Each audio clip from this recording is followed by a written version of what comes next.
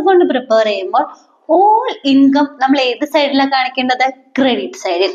All പേയ്മെന്റിനെ നമ്മൾ debit സൈഡിലും കാണിക്കണം. ഇത് എപ്പോഴും ഓർത്ത് വെക്കണം. ഫസ്റ്റ് കോമൺലി നമ്മൾ ഉപയോഗിക്കുന്നത് ഡെബിറ്റ് സൈഡിലെ സാലറീസ് ആയിരിക്കും. നമ്മൾ ഏതൊരു കമ്പനിയിലും നമുക്ക് എംപ്ലോയീസിന് സാലറി കൊടുക്കണ്ടേ, അതൊരു മെയിൻ ഇമ്പോർട്ടന്റ് ആയിട്ടുള്ള ഒരു ഫാക്ടർ ആയിരിക്കും. അപ്പൊ സാലറീസ്, ദെൻ റെന്റ് കാണിക്കേണ്ട വരും, ഇൻഷുറൻസ്, ബാഡ് ഡെപ്റ്റ്, then advertising expense,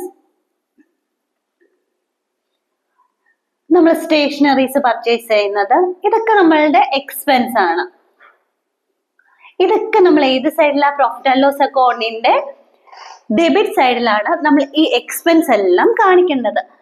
അപ്പോൾ എന്താണ് ക്രെഡിറ്റ് സൈഡിൽ വരുന്നത്? നമുക്ക് എന്തെങ്കിലും കമ്മീഷൻ കിട്ടുന്നത്, കമ്മീഷൻ റിസീവ് ചെയ്യുന്നത്, അത് നമ്മൾ എവിടെ കാണിക്കാം? നമുക്കതൊരു ഇൻകം ആണ്, അത് നമുക്ക് ക്രെഡിറ്റ് സൈഡിൽ കാണിക്കാം.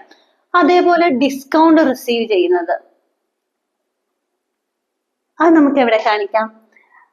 ക്രെഡിറ്റ് സൈഡിൽ കാണിക്കാം. നമുക്കൊരു ബിസിനസ്സിലേക്ക് വരുന്നത്, അതായത് നമുക്ക് കിട്ടുന്ന ഇൻകത്തിനെ മുഴുവൻ നമ്മൾ ഏത് സൈഡിൽ കാണിച്ചിരിക്കണം? ക്രെഡിറ്റ് സൈഡിൽ കാണിച്ചിരിക്കണം.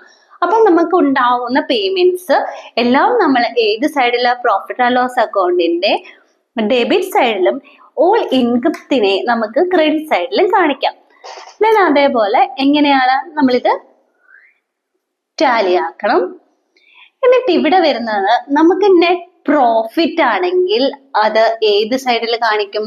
ഡെബിറ്റ് സൈഡിൽ. നെറ്റ് പ്രോഫിറ്റ് ആണെങ്കിൽ ഡെബിറ്റ് സൈഡിൽ കാണിക്കും. നെറ്റ് ലോസ് ആണെങ്കിൽ നമ്മൾ എപ്പോഴും കാണിക്കേണ്ടത് എവിടെയാണ്? ക്രെഡിറ്റ് സൈഡിലാണ് കാണിക്കേണ്ടത്.